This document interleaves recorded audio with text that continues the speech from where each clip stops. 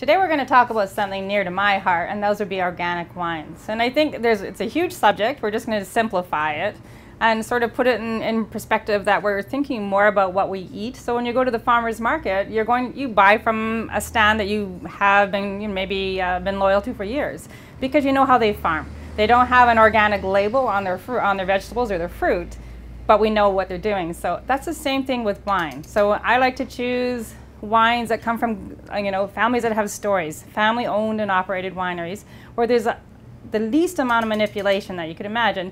Again, so in the farming perspective, they're using the least amount of pesticides and herbicides. From winemaking as well, because that's a whole different certification if you want to get certified. What they use in the wine, because there's so many legal additives they can add to the wine to increase alcohol, reduce alcohol. They can add water. They can add so many things to change or make a product consistent. So in large volumes, that's important, but organic, small family wines, they change vintage to vintage. So when you think about something, say Bethel Heights, she will take a bug from one side of her vineyard and take it to another on a vine that's having trouble versus using a pesticide in one plant.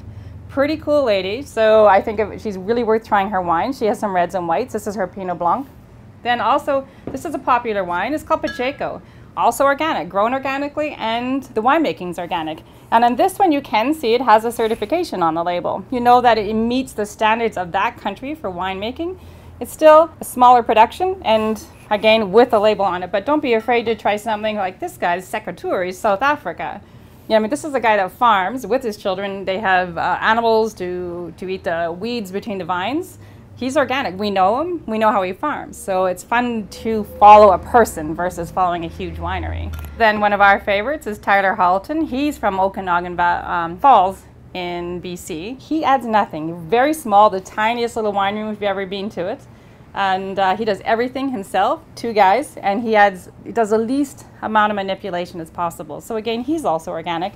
Doesn't say on the label, but we know how he makes his wine. So have some fun and get to know the winemaker and the wine.